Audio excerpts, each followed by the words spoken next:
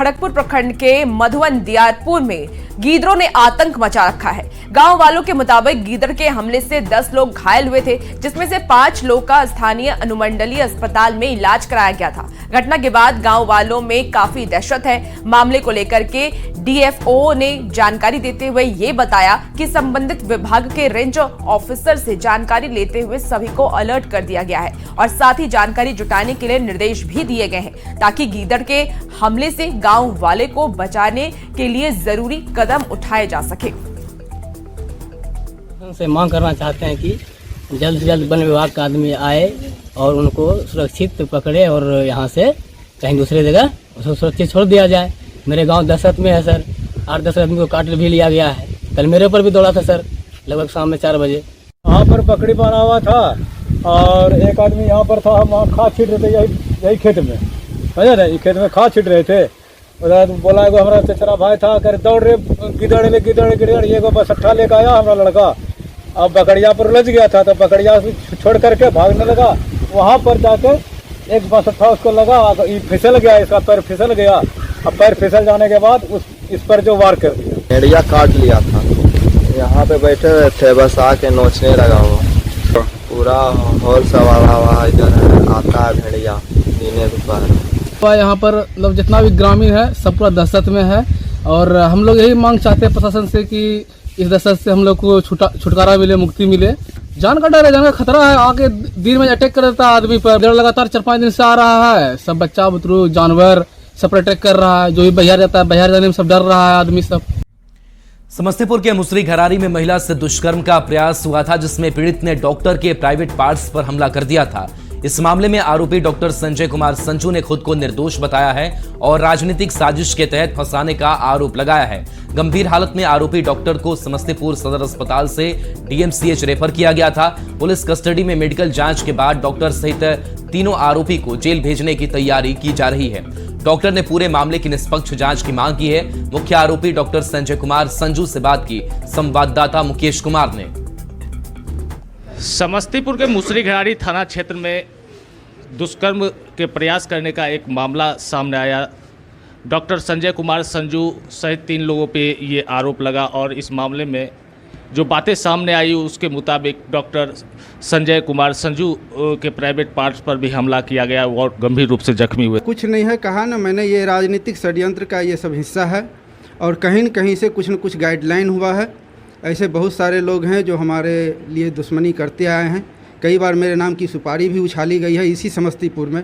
2017 से मुझको मारने का भी प्रयास किया गया है, क्योंकि मैं एक राजनीति से जुड़ा, हिंदूवादी राजनीति से जुड़ा हुआ व्यक्ति रहा हूँ। कौन लोग हैं जो आपके लेकर के नाम लेना नहीं चाहूँगा, लेकिन प्रशासन को सब समय समय पर मालूम चलते रहा है। एक बार मेरे ऊपर हमला भी हुआ था, जो दल सिंह साई से लेकर के बछवाड़ा तक मेरे ऊपर गोली भी चलाई गई थी। लेकिन महिला के द्वारा जो हम आरोप लगाया गया है आपके वही महिला 1.5 साल से कह रही है जो मैं वहाँ पर था। आज तक मेरे साथ कभी कोई दिक्कत नहीं हुआ, लेकिन उसके बारे में जब मैंने कई सारी जानकारियाँ मुझे मिली गलत चीज़ों का, तो मैंने उसे अल्टीमेटम दिया अपने यहाँ से निकलने का। और जिस दिन ये घटना हुआ उसके 1 दिन पहले मैंने रंगे हाथों पकड़ लिया था और मैंने उसे डांटा दबारा और उसी गुस्से में मैं वहाँ से निकला और सीधे निकल गया मैं जनकपुर। और जनकपुर से रात को कल होकर के रात को मैं लौट करके आया हूँ, सोया हूँ, थका मांदा सोया हूँ। मेरे साथ ये घटना घटी है। अब देखने वाली बात है कि इस पूरे मामले में आगे क्या कुछ कार्रवाई होती है। Mukesh Kumar, news 18 network, Samastipur. Patna city के आलमगंज थाना क्षेत्र और गमकुआं थाना क्षेत्र में अतिक्रमण हटाओ अभियान चलाया गया। डीएम के विशेष दिशा निर्देश पर जिला प्रशासन और नगर निगम ने यह अभियान चलाया। नगर निगम प्रशासन की टीम ने सड़क पर अवैध रूप से लगाई दुकानों को हटाया और अवैध अतिक्रमणकारियों से जुर्माना भी वसूला। प्रशासन के इस अभियान से अवैध अतिक्रमणकारियों में हड़कंप मच गया। प्रशासन की टीम के पहुंचते ही अवैध अतिक्रमणकारियों ने विरोध भी जताया। के आदेश से यहाँ अजीमाबाद अंचल के अंतर्गत शेरशाह रोड से गायघाट रोड तक, दूसरे शिफ्ट में पहाड़ी से मसौढ़ी मोड़ तक चलाया जा रहा है अतिक्रमण हटाने का। इसमें बहुत लोगों पर फाइन भी किया गया है जो रोड के किनारे लगाए हुए थे। ये अभियान कब तक जारी रहेगा? ये अभियान 1 महीने तक जारी रहेगा। खबर गया से है, जहां गया पुलिस और एसएसबी की संयुक्त कार्रवाई में बड़ी सफलता मिली है। पुलिस ने 70 लाख की कीमत का मादक पदार्थ जब्त किया है, जिसे चरस की तरह बताया जा रहा है। इसके साथ ही एक तस्कर को भी गिरफ्तार किया गया है। एसएसपी ने बताया कि पुलिस को स्कूटी से अवैध मादक पदार्थ की तस्करी की जानकारी मिली थी, जिसके बाद बोधगया थाना की पुलिस और एसएसबी की टीम ने बीआईटी के पावर ग्रिड के पास वाहन चेकिंग अभियान चलाया। तस्कर के पास से चरस जैसा मादक पदार्थ जब्त किया गया। पुलिस तस्कर से पूछताछ कर रही है। और उसके स्कूटी को चेक किया गया तो उसके पास से कुल 188.5 ग्राम मतलब 5 किलो 588 ग्राम 11 पैकेट में चरस जैसा मादक पदार्थ उसमें से बरामद हुआ है और साथ में उस स्कूटी को भी जब्त किया गया है तथा एक व्यक्ति को गिरफ्तार किया गया है, जिसका नाम है देव शक्ति कुमार, जो कि मगध मेडिकल थाना क्षेत्र का रहने वाला है। और एक स्कूटी और एक मोबाइल बरामद किया गया है। अभी तक जो अनऑफिशियल सोर्सेज से जो पता चला है कि यह जो सामान जो जब्त किया गया है उसकी अनुमानित मूल्य कुल 60 से 70 लाख रुपए है। और खबर गोपालगंज से है। गोपालगंज में उत्पाद विभाग की टीम ने स्कॉर्पियो से 24 कार्टन विदेशी शराब जब्त की है। पुलिस ने इसके साथ ही एक शराब तस्कर को भी गिरफ्तार किया है। पुलिस ने नगर थाना क्षेत्र के लखपतिया मोड़ के पास कार्रवाई की है। गिरफ्तार तस्कर की पहचान उचका गांव थाने के नरकटिया बाजार के रहने वाले मुन्ना सिंह के बेटे आदर्श कुमार के रूप में की गई है। बता दें आपको कि शराब की खेप यूपी से लाई गई थी और इसे आसपास के इलाके में सप्लाई किया जाना था। गिरफ्तार तस्कर आदर्श कुमार सिंह को उत्पाद अधिनियम के तहत जेल भेज दिया गया।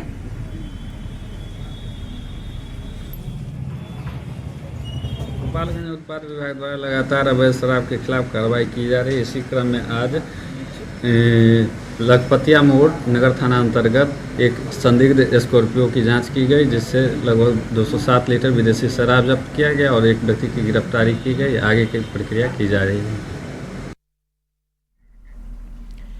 मोतिहारी के चकिया में पुलिस ने छापेमारी कर ब्रांडेड कंपनी के नाम पर नकली सामान बनाने की फैक्ट्री का खुलासा किया है।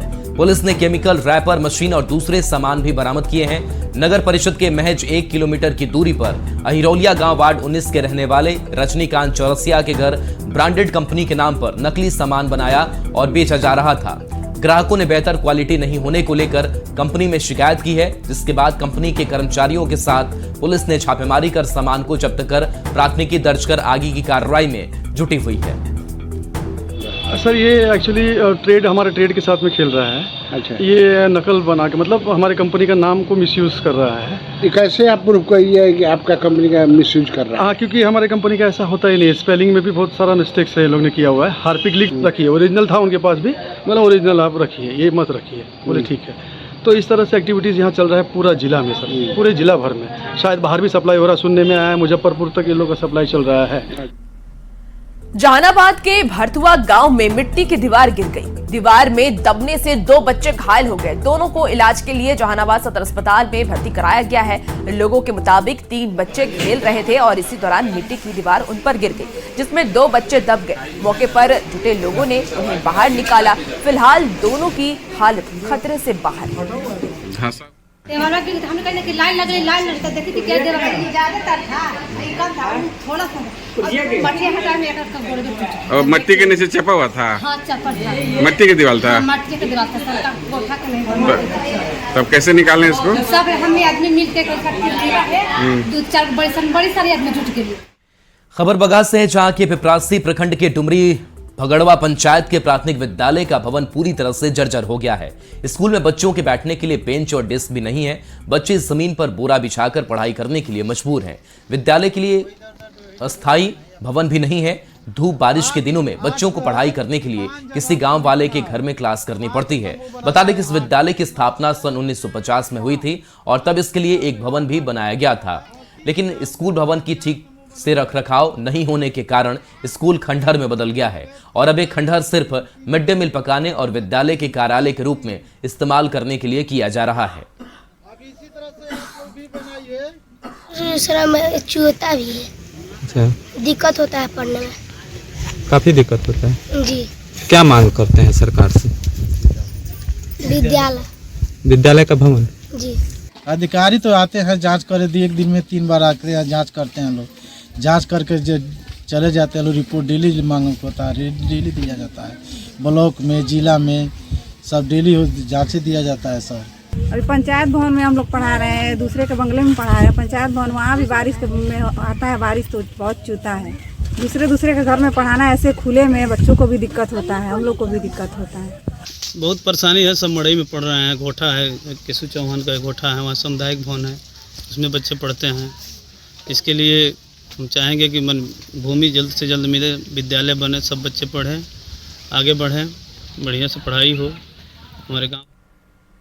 और बड़ी खबर गोपालगंज से। गोपालगंज में न्यूज 18 की खबर का बड़ा असर हुआ है। भूमि माफियाओं की ओर से नगर परिषद के राजेंद्र बस स्टैंड की 85 कट्ठा जमीन को फर्जी तरीके से अपने नाम से जमाबंदी कराने के मामले में डीएम मोहम्मद मकसूद आलम ने कार्रवाई शुरू कर दी है। बता दें कि न्यूज 18 के खुलासे के बाद डीएम ने एसडीएम डॉक्टर प्रदीप कुमार से जांच कराई। जांच में सदर अंचल के सीईओ और राजस्व कर्मचारी और भू माफियाओं से साठगांठ सामने आई। मामले में तीनों आरोपी अधिकारियों से 24 घंटे के अंदर स्पष्टीकरण मांगा गया। गोपालगंज में कैसे हुई अरबों की जमीन की फर्जी जमाबंदी, देखिए इस रिपोर्ट में।